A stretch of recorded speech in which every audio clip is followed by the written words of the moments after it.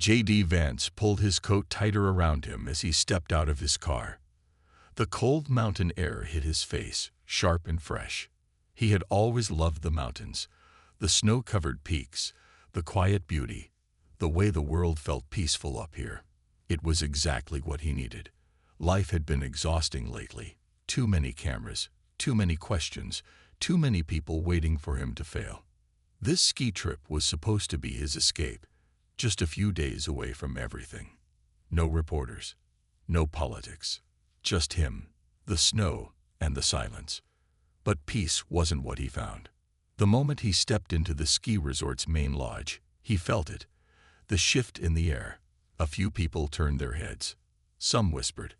Others stared openly, their expressions unreadable. GD ignored them and walked to the front desk to check in. The receptionist, a young woman with red hair, gave him a tight smile.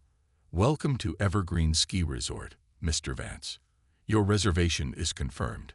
She handed him a keycard, but her hands were shaking. That was the first warning sign. Something was wrong. JD took the key and nodded. "Thank you." He turned to leave, but the whispers behind him grew louder. "That's him. I can't believe he came here. He thinks we'll just ignore what he did." JD clenched his jaw. He had dealt with this before. People who didn't like him. People who judged him without knowing the full story. He had learned to let it go. He had learned that in politics, not everyone would be on your side. But this felt different. As he walked through the lodge, heading toward the ski rental area, the whispers followed him. People moved aside as he passed, as if he carried something contagious. Some glared at him, others pulled out their phones, taking pictures and videos. Then a voice cut through the crowd. Loud, sharp, full of anger. "You don't belong here." GD stopped. Slowly, he turned around. A man in his 40s stood near the fireplace, arms crossed. He wore a heavy ski jacket and a look of disgust. A small crowd had gathered around him, waiting, watching. GD met the man's gaze. "Excuse me." "You heard me," the man said. His voice was rising now, gaining confidence. "You think you can just come here and act like nothing happened? Like we don't know who you are?"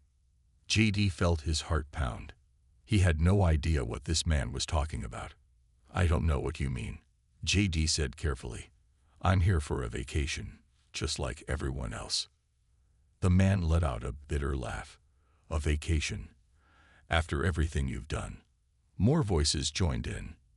"You're not welcome here. Go back where you came from. We don't want people like you in our town." The words hit JG like ice. His mind raced. What were they talking about? What had he done? A woman in the crowd held up her phone. "You're all over the news. You think we wouldn't find out?" GD's stomach twisted. He reached for his own phone, his fingers numb. When he unlocked it, his notifications were flooded with messages, news alerts, and missed calls. His name was everywhere. His eyes scanned the headlines. GD Vance caught in controversy. Public outrage grows. Political firestorm. Protesters call for JD Vance to resign. Backlash hits hard. Ski resort visit sparks new debate. GD's breath caught in his throat. He had been off the grid for the past few days, avoiding emails, shutting off social media. He had wanted a break. He hadn't expected this. He looked up. The crowd had grown larger. More cameras were recording. More voices were rising. "This is a private business," someone shouted. "They should kick him out." JD took a deep breath, forcing himself to stay calm. He had faced opposition before, but this was different. This wasn't an angry comment on the internet. This was real. These people were here, right in front of him, and they wanted him gone. A ski resort staff member, an older man with silver hair, stepped forward. His face was serious, his eyes filled with worry. He leaned in close to JG. "Sir, I think it's best if you leave," he said quietly. "Things are getting heated. We don't want trouble." JD clenched his fists. "I have a reservation. I have every right to be here. The man sighed. I know, but this is getting out of control. People are upset. We don't want this to turn into something worse. JD looked around. The anger in the room was growing. More people were raising their voices. A few had stepped closer. He wasn't sure if they just wanted to yell at him or if they were actually thinking about getting physical. His mind raced. Should he stay and fight this? Should he stand his ground? Or should he walk away? He hated the idea of leaving like a coward, but he also knew when a situation was dangerous. And right now, this wasn't just about him anymore. If he stayed, things could turn ugly. JD took a deep breath and turned back to the staff member. Fine, he said, his voice tight. I'll go. The staff member nodded in relief. I'll have security escort you out. As JD walked toward the exit, the crowd didn't move. The whispers had turned into full-blown shouting. People booed. Some threw insults. One person even threw a crumpled napkin in his direction. Cameras flashed. Phones recorded. This moment would be everywhere by morning. But JD didn't look back. He pushed open the glass door and stepped outside.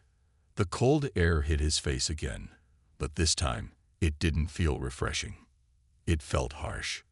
As he walked toward his car, his mind was racing. His career was on fire. His name was making headlines for all the wrong reasons. He had just been publicly humiliated, kicked out like a criminal. But as he reached his car, a new thought crept into his mind. This wasn't over. Not by a long shot. Whatever came next, the world would remember it. Because JD Vance wasn't the kind of man to disappear quietly. JD Vance gripped the steering wheel tightly as he drove down the winding mountain road. The snow-covered trees blurred past him, but his mind was somewhere else, still inside that ski resort, still hearing the voices, the accusations, the humiliation. His heart pounded with frustration. He had been thrown out like a criminal, like someone who didn't belong. And for what? He had done nothing wrong. The headlines on his phone flashed in his mind. The public had turned against him. But why? He had spent years building his name, fighting for what he believed in. And now it felt like everything was crashing down.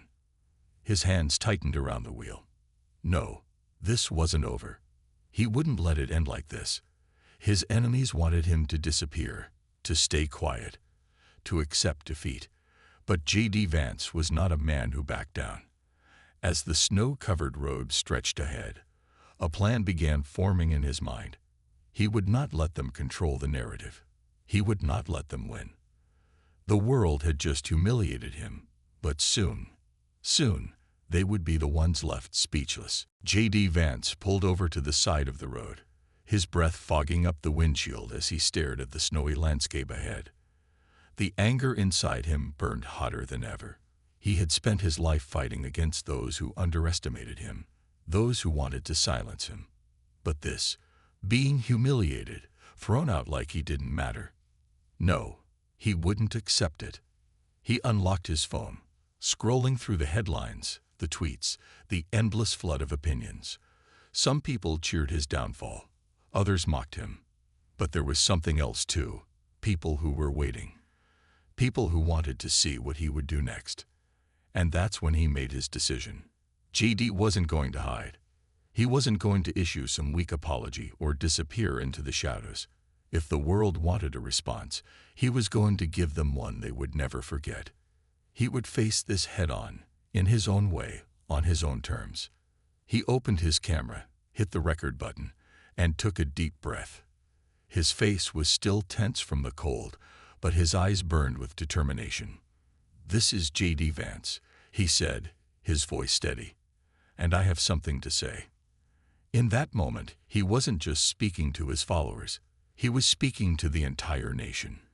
And what he was about to say would change everything. JD Vance stared into the camera, the cold air biting at his face, but he didn't care. He had been humiliated in front of an entire crowd, thrown out of a place where he had every right to be. And now the whole country was watching, waiting to see what he would do. His voice was calm, but there was an edge of steel behind it. "Tonight, I was kicked out of a ski resort. Not because I broke the law, not because I caused trouble, but because some people decided I didn't belong. They didn't agree with me, so they tried to silence me." He let those words settle for a moment, knowing that millions of people would hear them soon. His hands were steady as he continued, his mind clear. "But here's the truth. You can try to shame a man, but you can't break him. You can throw him out of a building, but you can't erase his voice." He leaned forward slightly, his breath visible in the freezing air. "And I promise you this, I will not back down." His words carried weight, each syllable hitting with purpose. He wasn't just defending himself. He was speaking to everyone who had ever been pushed aside, shut down, told they didn't belong. The video wasn't just about what had happened at the ski resort. It was about something bigger. It was about standing firm when the world tried to push you down. As he hit the stop button on his phone, JD knew one thing for certain. This wasn't just a response. It was a warning. And by the time the world woke up the next morning, his message would be everywhere. The next morning, JD Vance's video was everywhere. It had started as a simple message, recorded in the cold, but by dawn, it had spread like wildfire. News channels picked it up. Social media was flooded with reactions. Some people called him brave, a fighter who refused to be silenced. Others mocked him, twisting his words, turning his humiliation into a joke. But one thing was clear. Everyone was talking about him. The ski resort incident had been a moment of shame, a public rejection that could have ended his career. But instead, JD had turned it into something else. A statement, a rallying cry. His supporters flooded the internet, sharing his words, standing by him. His critics doubled down, digging into his past, trying to find more ways to tear him apart. But JD didn't care. He had seen the worst of it before, and he had survived. Sitting in a quiet hotel room far from the resort, he watched the news with a calm expression. He wasn't surprised by the media's response, by the heated debates playing out on television screens and Twitter threads. This was exactly what he had expected. What mattered now wasn't just the reaction, it was what he did next. Because JD knew that this was just the beginning. The world had tried to knock him down, but he had turned the moment into an opportunity.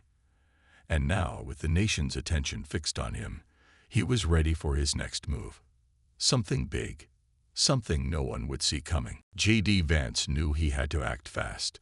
The internet was still buzzing, and every news outlet had his name in the headlines. He could have let the moment fade, let people move on to the next scandal, but that wasn't who he was. He wasn't the kind of man to sit back and let others control this story. He had been humiliated in public, but now he had the world's attention, and he was going to use it. Without hesitation, he picked up his phone and made a call. The person on the other end answered quickly, their voice cautious. "Are you sure about this?" they asked. JD's jaw tightened. "I've never been more sure." Within hours, an announcement hit social media, a press conference, live-streamed for the entire country to see.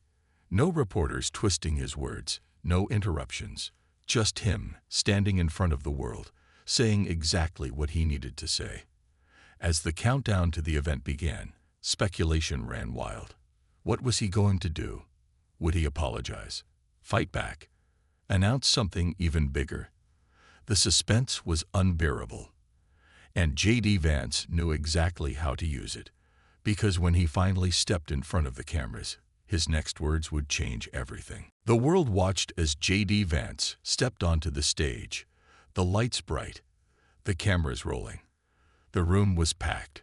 Reporters, political analysts, supporters, and critics, all waiting to hear what he had to say. The internet was on fire, millions glued to their screens, their fingers hovering over keyboards, ready to react. But JD stood there, calm, composed, his expression unreadable. He let the silence stretch for a moment, letting the tension build before finally speaking. "A few days ago, I was thrown out of a ski resort.